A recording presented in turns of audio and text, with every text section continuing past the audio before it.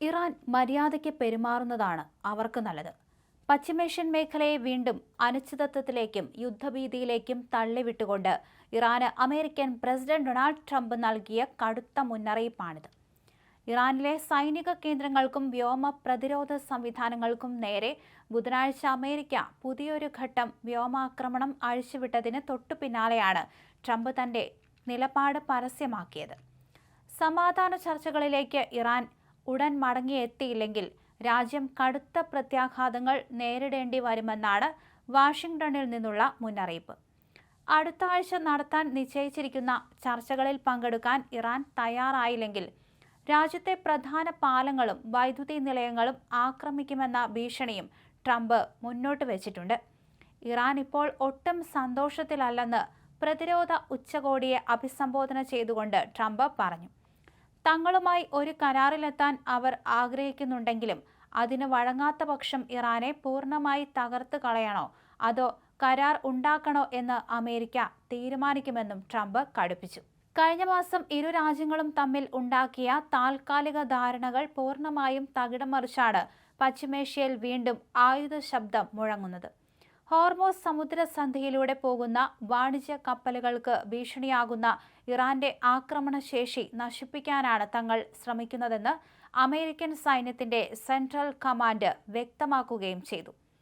ഇറാന്റെ തുറമുഖങ്ങൾ അടച്ചുകൊണ്ട് തന്നെ നവീകരിച്ച നാവിക ഉപരോധം ലംഘിക്കാൻ ശ്രമിച്ച ഒരു ഇറാനിയൻ കപ്പലിന് നേരെ അമേരിക്കൻ സേന വെടിയുതിർക്കുകയും ചെയ്തു. അമേരിക്കയുടെ ഈ ഏകപക്ഷീയ നിലപാടിനോട് കടുത്ത ഭാഷയിലാണ് ഇറാൻ പ്രതികരിച്ചത്. ഈ കരാർ കൊണ്ട് തങ്ങൾക്ക് യാതൊരു പ്രയോജനവുമില്ലെങ്കിൽ അത് തുടരേണ്ട യാതൊരു ആവശ്യവും ഇറാന് മുന്നിലില്ലെന്ന് ഇറാന്റെ പരമോന്നത ചർച്ചാ പ്രതിനിധിയായ മുഹമ്മദ് ഖാബർ ഗാലിബാഫ് പറഞ്ഞു. അമേരിക്കയുമായുള്ള പോരാട്ടം ഇറാന്റെ നിലനിൽപ്പിന്റെ പ്രശ്നമാണെന്നും സമാധാന ചർച്ചകളും യുദ്ധവും ഒരുപോലെ തങ്ങളുടെ പ്രതിരോധ തന്ത്രത്തിന്റെ ഭാഗമാണെന്നും ഗാലിബാഫ് ഇറാനിയൻ മാധ്യമങ്ങളോട് വ്യക്തമാക്കി. അമേരിക്കൻ ആക്രമണത്തിന് പിന്നാലെ ബഹ്റൈനിലെയും കുവൈറ്റിലെയും അമേരിക്കൻ സൈനിക കേന്ദ്രങ്ങൾ ലക്ഷ്യമിട്ട് തങ്ങൾ തിരിച്ചടി നൽകിയതായി ഇറാൻ സൈന്യവും അവകാശപ്പെട്ടു. മേഖലയിൽ സംഘർഷം തുടരുന്ന 5ാം ദിവസമാണ് ഇരുപക്ഷവും പരസ്പരം വലിയ ആക്രമണങ്ങൾ അഴിച്ചുവിടുന്നത്. സമുദ്രസന്ധിയിലെ തങ്ങളുടെ അധികാര പരിധി സംരക്ഷിക്കുന്നത് രാജ്യത്തിന്റെ സുരക്ഷയുമായി നേരിട്ട് ബന്ധപ്പെട്ടിരിക്കുന്ന കാര്യമാണെന്നും ഇറാൻ അടിവരയിട്ട് പറയുന്നു.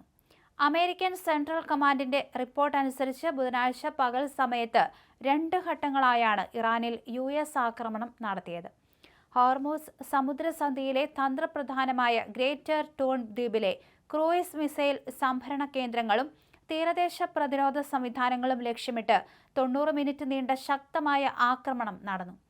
അതിനുശേഷം ഇറാന്റെ കമാൻഡ് സെന്ററുകളും എയർ ഡിഫൻസ് സൈറ്റുകളും തകർത്തതായി സെൻകോം അറിയിച്ചു.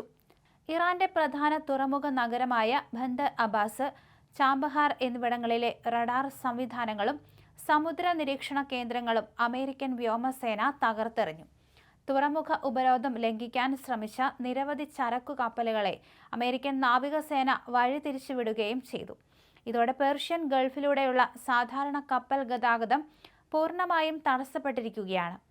അമേരിക്കൻ ഉപരോധത്തിനും വ്യോമാക്രമണത്തിനും എതിരെ ഇറാൻ ഇസ്ലാമിക് റവല്യൂഷണറി കോർപ്സ് ശക്തമായ മുന്നറിയിപ്പ് നൽകിയിട്ടുണ്ട്.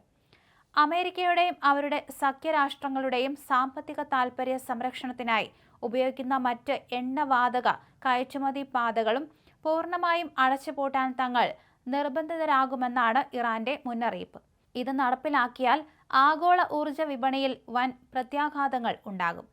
ട്രംപിന്റെ കടുത്ത നിലപാടുകളും സിവിലിയൻ അടിസ്ഥാന സൗകര്യങ്ങൾക്കു നേരെ ആക്രമണം നടത്തുമെന്ന ഭീഷണിയും അന്താരാഷ്ട്ര തലത്തിൽ വലിയ പ്രതിഷേധത്തിന് ഇടയാക്കിയിട്ടുണ്ട്.